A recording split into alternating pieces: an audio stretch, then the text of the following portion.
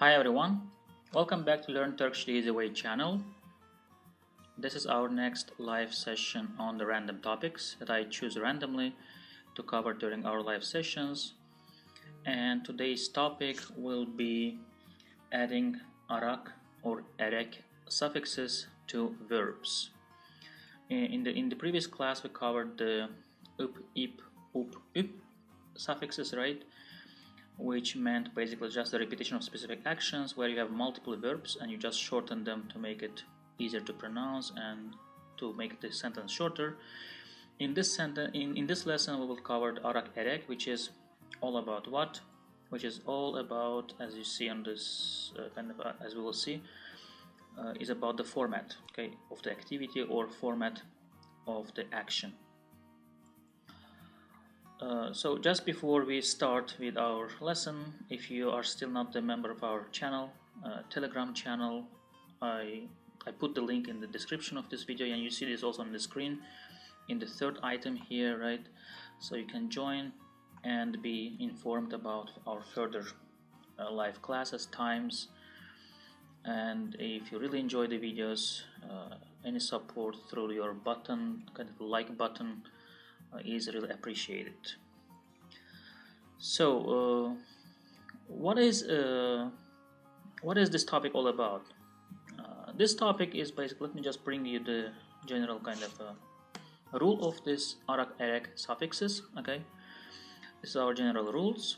So what is the first rule here? We add arak erek suffixes to verbs to describe the format of the activity or the action. Okay, activity or action, verb, whatever that verb is. It usually comes before the verb. It is usually there to describe the verb, and it is basically an adverbial structure. Okay, it is an adverbial structure because as an adverb it describes describes the action, how it happens.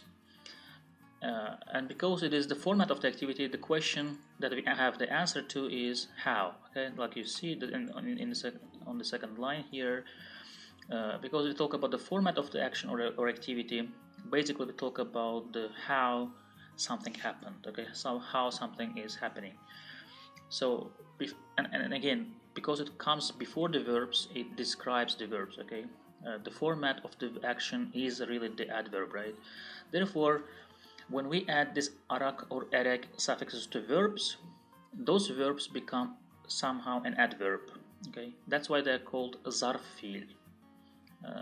Fiili zarf, sorry, right? Fiili zarf means verb-like or verb-based adverb. Okay, so therefore the function of this arak erek is to make a verb, to transform it into the adverb. Okay, but it always comes together, they are going kind of hand in hand with the verbs, right? Because adverbs usually require verbs. So we have adverb and then the verb, and we usually add this ending, of course, to the root of the verb. Okay, we cut the mak part of the verbs, which is infinite, right, form of it, gitmek, yapmak, gelmek. So basically we cut that mak part at the end, which leaves us with the root, and then you add this arak erek depending on the vowel harmony, of course. And one additional thing is that when your verb root ends in a vowel, you add this fusion letter or the buffer letter ye in between. Okay, so it becomes yarak or yerek. Okay, these are the basic kind of technical things about this rule. So let's see in practice how we do it. Okay, how we modify it. So let me bring you the first sentence example over here. So this is the first example. Eve koşarak geldim. Okay, eve is the dative case of ev, right, which means to, home, or towards home, right? So eve is the dative case ending here. Eve means to home or home. Eve koşarak geldim. So koşmak is to run, right? To run, koşmak. You throw away the mak part and add arak here as the adverbial structure. And geldim is the past tense of come, right, to come. So koşarak gelmek or koşarak geldim means I came home running, which means how did I come? I came running, which means my coming activity was in the format of running. Okay, that's basically what it means. Koşarak, right, means by running. Okay, by running, I came by running. I came doing the running. Okay, I came in the form of running. That is basically what it means. Koşarak geldim. Koşmak becomes koşarak. Okay, and here, of course, because of this o, we require arak, not erek. It is the vowel harmony requires arak here because o is a hard vowel. Koşarak. Okay. The second example. Let's look at the second example. Seni severek öleceğim.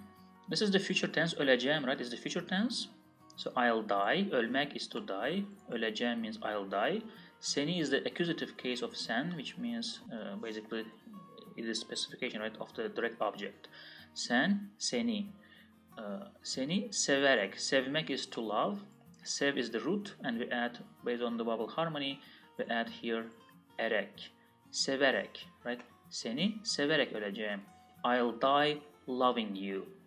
Okay, which basically means I'll die in the format of loving you, right? Kind of I'll die while loving you. I'll die being in the action of loving you. That is basically what it means. It's an adverbial structure, okay, here.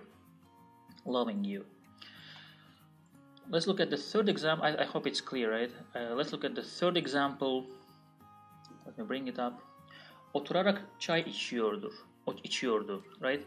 İçiyordu here is the past continuous tense, right? İçiyordu. Not içerdi. İçerdi is the simple past tense. İçiyordu means was drinking, right? So it's past continuous tense. Past continuous tense. So içiyordu, he, she was drinking. And then we have what? Oturarak, right? Çay means tea. Oturarak means oturmak is to sit, right? To sit, and the verb is otur. Then you add, based on the vowel harmony, you add arak, right? Oturarak. So he was or she was drinking tea sitting. Okay, so which basically means what? He was drinking tea in the action of sitting, in the format of sitting. Okay, which means what? It happened at the same time. So I was sitting and drinking tea, but I described the action of drinking by using the adverbial structure sitting here. Okay, oturarak. How did you drink? Oturarak. Okay, sitting. I was drinking it sitting, in the format of sitting. Okay, so let's go to the bottom now to see other examples. Okay, let me bring it down, all of them. Okay, so böyle yaparak ne elde edeceksin? Elde etmek is a compound verb. Okay, elde etmek means to gain. It's again compound word composed of two words. So elde etmek, elde edeceksin is the future tense of that, right? Ne elde edeceksin means what will you gain? Böyle means so, in this way, right? So, or this way. And yaparak is the arak form of yapmak. So we have yapmak, where you delete mak part, right? You are left with the root yap, and then you add this arak based on the vowel harmony. Yaparak. Böyle yaparak ne elde edeceksin? What will you gain by doing so, right? Or doing so, or by doing so. That is basically what it means. So again, we are here describing here, right? What will you do when you will be doing in this way, okay? In this format, or by doing so. Okay, so it's again adverbial structure here. You see the main verb is elde etmek, right? Ne elde edeceksin? What will you gain? How? Yaparak. Okay, böyle yaparak. Doing so, by doing so. Okay. It is quite some kind of, it may be really common to use this, even the preposition by here, right? By doing, by sitting, by going, but it's not always fitting that kind of a translation. But yeah, maybe the best translation will be sometimes is just to add that by, right? By doing so, or in the format of doing so. Okay, so let's look at the fifth example now. The fifth example is bunu isteyerek yaptık. Okay, bunu is the accusative case of bu, right? We have a fusion letter here, ne, in between. So bunu is the accusative case of bu. It, which means it or this, right?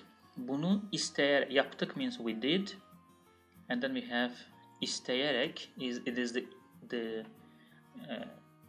adverbial structure of istemek, right? Istemek is the full verb. You throw away mek, and you are left with iste. And because we have this root ends in what? In vowel, right? This root ends in vowel. We add a fusion letter or buffer letter ye in between, okay? Between erek and the root verb. So isteyerek yaptık. We did it wanting, okay? We did it wantedly, which means we did it, but how did we want? How did we do it? Did we do this? We do this by really wanting it, okay? In the format of wanting it, we really did it wantedly. Here, okay, isteyerek normally is a, even if it's adverbial verb, isteyerek also has a completely different meaning, not completely different meaning, but it has a figurative meaning, okay, here, wantedly. So even if it is, the structure is isteyerek basically means wantedly at the same, or intentionally, okay, deliberately. So isteyerek at the same time means, as a different structure, as a different translation, right, will be wantedly or deliberately. Okay, isteyerek yaptık. Bunu isteyerek yaptık. We did it wanting. We did it wantedly. Okay. And the last example I have for you is gülerek bana baktılar. Okay. Bana means at me. It's the dative case of ben, right? Dative case of ben. This is irregular, of course, because ben change. We have this a changing to a, right? Bana. Ben becomes bana. So dative case of ben. Baktılar, they looked at me, right? Laughing is gülerek. Gülmek is to laugh. Gülerek means by laughing, okay, or in the format of laughing. They looked at me laughing. Okay, so which means what? When they looked at me, they were laughing. Okay, that was their action, the format or the nature of the format of their laughing. How did they look at me? Laughing. Okay, they looked at me laughing. That is the structure of arak erek.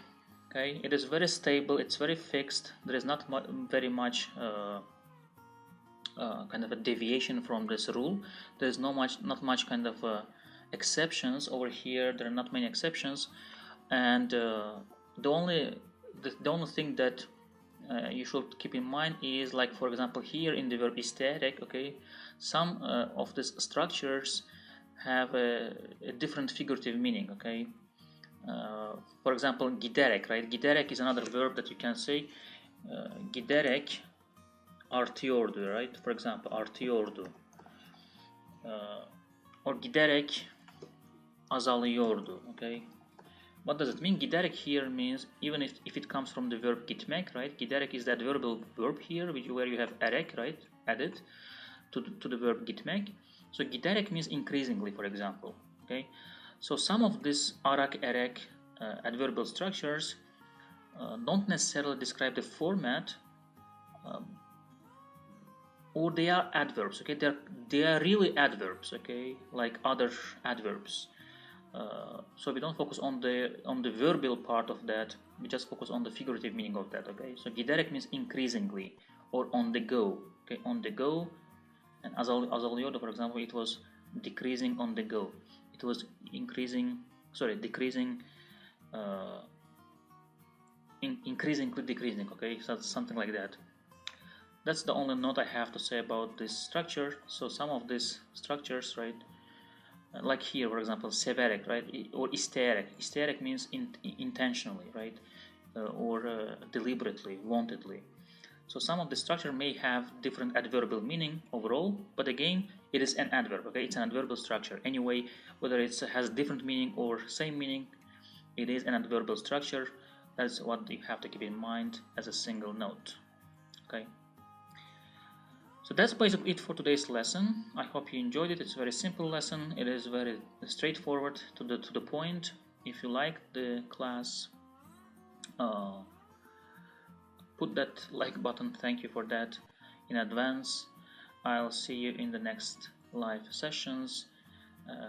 Enjoy the weekend, upcoming weekend. Enjoy the Friday evening. See you later. Bye bye.